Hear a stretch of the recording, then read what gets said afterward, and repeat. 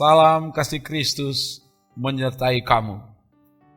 Kita ada di gerakan membaca Alkitab dalam 365 hari dari YouTube Demi Bukit Moria Rike. Kita ada di hari ke-269. Jadikanlah membaca Alkitab sebagai kebutuhan dalam hidup ini.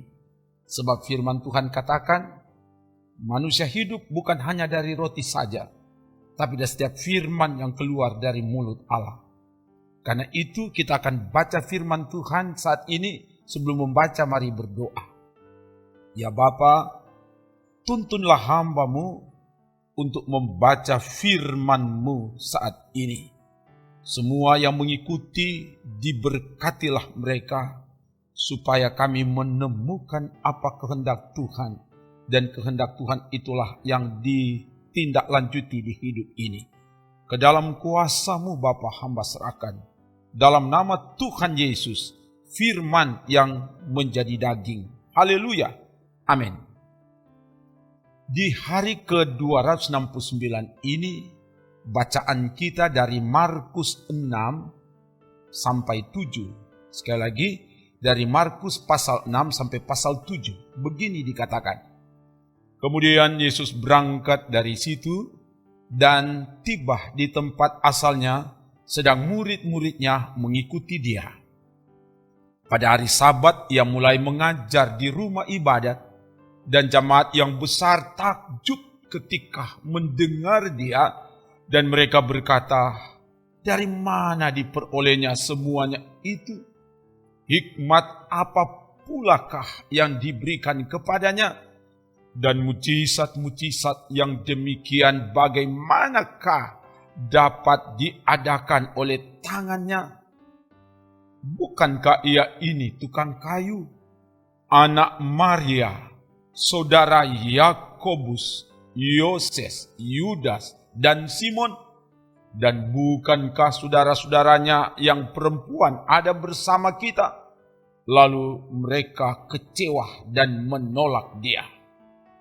Maka Yesus berkata kepada mereka, seorang nabi dihormati di mana-mana, kecuali di tempat asalnya sendiri, di antara kaum keluarganya dan di rumahnya. Ia tidak dapat mengadakan satu mujizat pun di sana, kecuali menyembuhkan beberapa orang sakit dengan meletakkan tangannya atas mereka. Ia merasa heran atas ketidakpercayaan mereka. Lalu Yesus berjalan keliling dari desa ke desa sambil mengajar. Ia memanggil ke-12 murid itu dan mengutus mereka berdua-dua. Ia memberi mereka kuasa atas roh-roh jahat. Dan berpesan kepada mereka supaya jangan membawa apa-apa dalam perjalanan mereka, kecuali tongkat, roti pun jangan, bekal pun jangan, uang dalam ikat pinggang pun jangan. Boleh memakai alas kaki, tetapi jangan memakai 2 baju. Katanya selanjutnya kepada mereka, kalau di suatu tempat kamu sudah diterima dalam satu rumah, tinggallah di situ sampai kamu berangkat dari tempat itu. Dan kalau ada suatu tempat yang tidak mau menerima kamu, dan kalau mereka tidak mau mendengarkan kamu, keluarlah dari situ dan kebaskanlah debu yang di kakimu sebagai peringatan bagi mereka. Lalu pergilah mereka memberitakan bahwa orang harus bertobat. Dan mereka mengusir banyak setan dan mengoles banyak orang sakit dengan minyak dan menyembuhkan mereka. Raja Herodes juga mendengar tentang Yesus, sebab namanya sudah terkenal dan orang mengatakan, Yohanes Pembaptis sudah bangkit dari antara orang mati, dan itulah sebabnya kuasa-kuasa itu bekerja di dalam dia. Yang lain mengatakan dia itu Elia. Yang lain lagi mengatakan dia itu seorang nabi, sama seperti nabi-nabi yang dahulu. Waktu Herodes mendengar hal itu, ia berkata, bukan, dia itu Yohanes yang sudah kupenggal kepalanya dan yang bangkit lagi. Sebab memang Herodeslah yang menyuruh orang menangkap Yohanes dan membelenggunya di penjara berhubung dengan peristiwa Herodias, istri Filipus saudaranya, karena Herodes telah mengambilnya sebagai istri. Karena Yohanes pernah menegur Herodes, "Tidak halal engkau mengambil istri saudaramu." Karena itu Herodias menaruh dendam pada Yohanes dan bermaksud untuk membunuh dia, tetapi tidak dapat. Sebab Herodes segan akan Yohanes karena ia tahu bahwa Yohanes adalah orang yang benar dan suci. Jadi ia melindunginya. Tetapi apabila ia mendengarkan Yohanes, hatinya selalu terombang-ambing. Namun ia merasa senang juga mendengarkan dia. Akhirnya tiba juga kesempatan yang baik bagi Herodias. Ketika Herodes pada hari ulang tahunnya mengadakan perjamuan untuk pembesar-pembesarnya, perwira-perwiranya, dan orang-orang terkemuka di Galilea. Pada waktu itu, anak perempuan Herodias tampil lalu menari, dan ia menyukakan hati Herodes dan tamu-tamunya. Raja berkata kepada gadis itu, "Minta daripadaku apa saja yang kau ingini, maka akan kuberikan kepadamu." Lalu bersumpah kepadanya, "Apa saja yang kau minta akan kuberikan kepadamu, sekalipun setengah dari kerajaanku." Anak itu pergi dan menanyakan ibunya, "Apa yang harus kuminta?" Jawabnya, "Kepala Yohanes Pembaptis." Maka cepat-cepat ia pergi kepada raja dan meminta, "Aku mau supaya sekarang juga engkau berikan kepadaku kepala Yohanes Pembaptis di sebuah talam." Lalu sangat sedihlah hati raja, tetapi karena sumpahnya dan karena tamu-tamunya ia tidak mau menolaknya. Raja segera menyuruh seorang pengawal dengan perintah supaya mengambil kepala Yohanes. Orang itu pergi dan memenggal kepala Yohanes di penjara. Ia membawa kepala itu di sebuah talam dan memberikannya kepada gadis itu, dan gadis itu memberikannya pula kepada ibunya. Ketika murid-murid Yohanes mendengar hal itu, mereka datang dan mengambil mayatnya, lalu membaringkannya dalam kuburan. Kemudian rasul-rasul itu kembali berkumpul dengan Yesus dan memberitahukan kepadanya semua yang mereka kerjakan dan ajarkan. Lalu ia berkata kepada mereka, "Marilah ke tempat yang sunyi, supaya kita sendirian, dan beristirahatlah seketika, sebab memang begitu banyaknya orang yang datang dan yang pergi, sehingga makan pun mereka tidak sempat." Maka berangkatlah mereka untuk mengasingkan diri dengan perahu ke tempat yang sunyi. Tetapi pada waktu mereka bertolak, banyak orang melihat mereka dan mengetahui tujuan mereka. Dengan mengambil jalan darat, segeralah datang orang dari semua kota ke tempat itu, sehingga mendahului mereka. Ketika Yesus mendarat, ia melihat sejumlah besar orang banyak, maka tergeraklah hatinya oleh belas kasihan kepada mereka, karena mereka seperti domba yang tidak mempunyai gembala. Lalu mulailah ia mengajarkan banyak hal kepada mereka.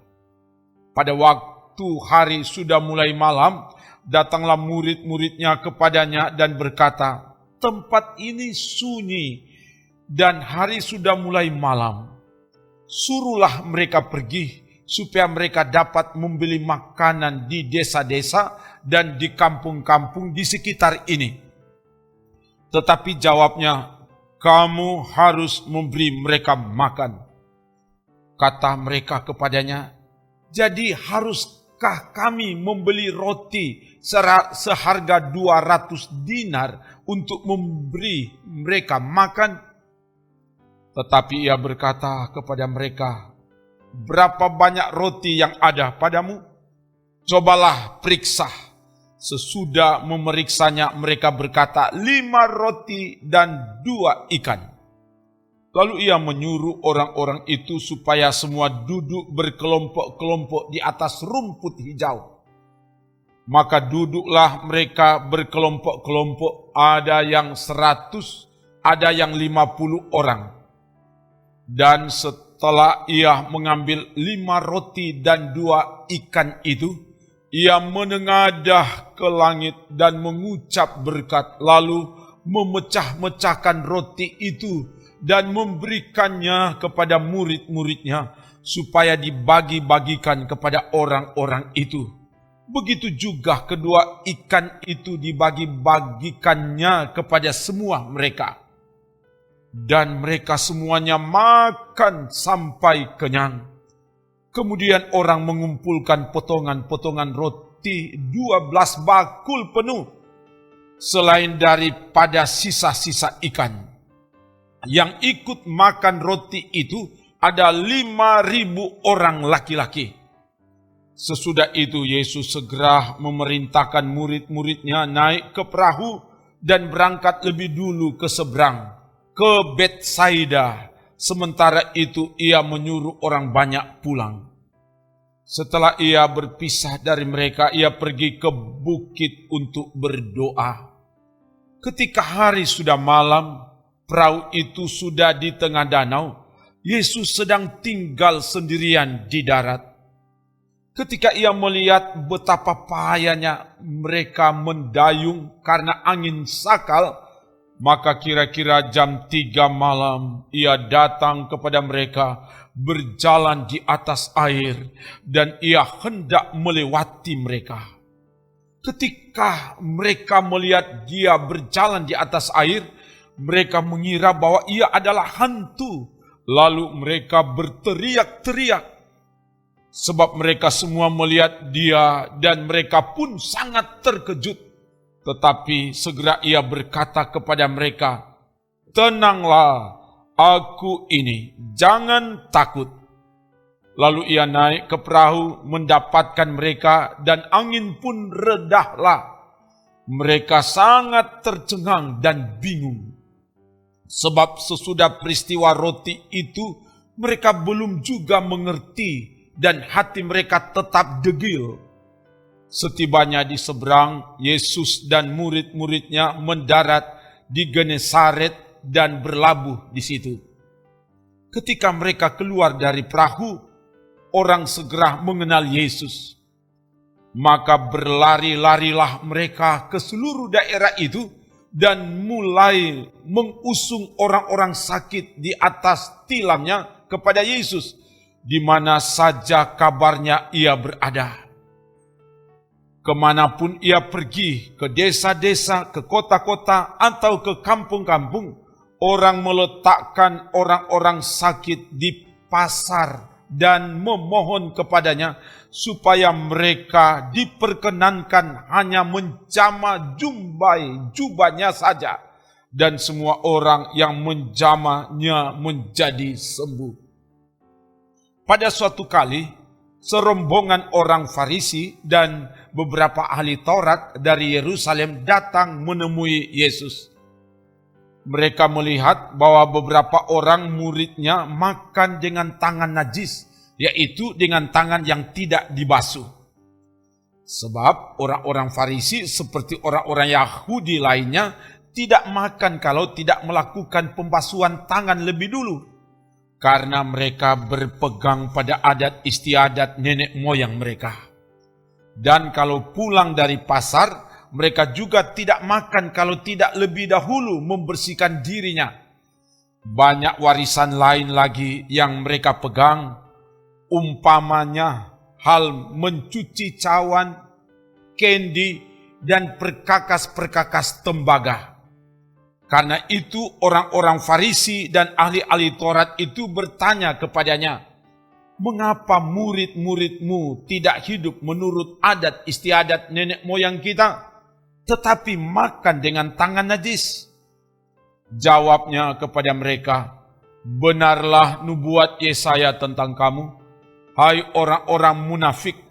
Sebab ada tertulis, bangsa ini memuliakan aku dengan bibirnya, padahal hatinya jauh daripadaku. Percuma mereka beribadah kepadaku, sedangkan ajaran yang mereka ajarkan ialah perintah manusia. Perintah Allah kamu abaikan untuk berpegang pada adat istiadat manusia. Yesus berkata pula kepada mereka, sungguh pandai kamu mengesampingkan perintah Allah supaya kamu dapat memelihara adat istiadatmu sendiri. Karena Musa telah berkata, hormatilah ayahmu dan ibumu, dan siapa yang mengutuki ayahnya atau ibunya harus mati. Tetapi kamu berkata, kalau seorang berkata kepada bapanya atau ibunya, apa yang ada padaku yang dapat digunakan untuk pemeliharaanmu sudah digunakan untuk korban, yaitu persembahan kepada Allah, maka kamu tidak membiarkannya lagi berbuat sesuatu pun untuk bapanya atau ibunya. Dengan demikian firman Allah kamu nyatakan tidak berlaku demi adat istiadat yang kamu ikuti itu, dan banyak hal lain seperti itu yang kamu lakukan. Lalu Yesus memanggil lagi orang banyak dan berkata kepada mereka, kamu semua dengarlah kepadaku dan camkanlah, apapun dari luar yang masuk ke dalam seseorang tidak dapat menajiskannya, tetapi apa yang keluar dari seseorang itulah yang menajiskannya. Barang siapa bertelinga untuk mendengar, hendaklah ia mendengar. Sesudah ia masuk ke sebuah rumah untuk menyingkir dari orang banyak, murid-muridnya bertanya kepadanya tentang arti perumpamaan itu. Maka jawabnya, apakah kamu juga tidak dapat memahaminya? Tidak tahukah kamu bahwa segala sesuatu dari luar yang masuk ke dalam seseorang tidak dapat menajiskannya? Karena bukan masuk ke dalam hati, tetapi ke dalam perutnya, lalu dibuang di jamban. Dengan demikian, ia menyatakan semua makanan halal. Katanya lagi, apa yang keluar dari seseorang itulah yang menajiskannya. Sebab dari dalam, dari hati orang timbul segala pikiran jahat, percabulan, pencurian, pembunuhan, persinahan, keserakahan, kejahatan, kelicikan, hawa nafsu, iri hati, hujat, kesombongan, kebebalan. Semua hal-hal jahat ini timbul dari dalam dan menajiskan orang. Lalu Yesus berangkat dari situ dan pergi ke daerah Tirus. Ia masuk ke sebuah rumah dan tidak mau bahwa ada orang yang mengetahuinya, tetapi kedatangannya tidak dapat dirahasiakan. Malah seorang ibu yang anaknya perempuan kerasukan roh jahat segera mendengar tentang dia, lalu datang dan tersungkur di depan kakinya. Perempuan itu seorang Yunani bangsa Siro-Fenesia. Ia memohon kepada Yesus untuk mengusir setan itu dari anaknya. Lalu Yesus berkata kepadanya, biarlah anak-anak kenyang dahulu, sebab tidak patut mengambil roti yang disediakan bagi anak-anak dan melemparkannya kepada anjing. Tetapi perempuan itu menjawab, benar Tuhan, tetapi anjing yang di bawah meja juga makan remah-remah yang dijatuhkan anak-anak. Maka kata Yesus kepada perempuan itu, karena kata-katamu itu, pergilah sekarang sebab setan itu sudah keluar dari anakmu. Perempuan itu pulang ke rumahnya, lalu didapatinya anak itu berbaring di tempat tidur, sedang setan itu sudah keluar. Kemudian Yesus meninggalkan pula daerah Tirus dan dengan melalui Sidon pergi ke Danau Galilea di tengah-tengah daerah Dekapolis. Di situ orang membawa kepadanya seorang yang tuli dan yang gagap dan memohon kepadanya supaya ia meletakkan tangannya atas orang itu. Dan sesudah Yesus memisahkan dia dari orang banyak sehingga mereka sendirian, ia memasukkan jarinya ke telinga orang itu, lalu ia meludah dan meraba lidah orang itu. Kemudian sambil menengadah ke langit, Yesus menarik nafas dan berkata kepadanya, Efata, artinya terbukalah. Maka terbukalah telinga orang itu, dan seketika itu terlepas pulalah pengikat lidahnya, lalu ia berkata-kata dengan baik. Yesus berpesan kepada orang-orang yang ada di situ supaya jangan menceritakannya kepada siapapun juga. Tetapi makin dilarangnya mereka, makin luas mereka memberitakannya. Mereka takjub dan tercengang dan berkata, ia menjadikan segala-galanya baik, yang tuli dijadikannya mendengar, yang bisu dijadikannya berkata-kata. Demikian bacaan firman Tuhan dari Alkitab. Mari berdoa. Terima kasih Bapa atas tuntunanmu. Firman-Mu telah dibacakan. Biar ini dikuduskan dan semua yang mengikuti bacaan firman-Mu ini diberkatilah mereka. Dan biar firman-Mu mengubahkan setiap kami dan firman-Mu ditindaklanjuti di hidup ini. Diberkati tim multimedia yang telah memberi waktu, tenaga, pikiran hidup mereka untuk melayani Tuhan melalui pelayanan ini. Dan biarlah pelayanan ini diberkati dan menjadi berkat bagi banyak orang. Dalam nama Tuhan Yesus. Haleluya. Amin. Demikian bacaan firman Tuhan hari ini.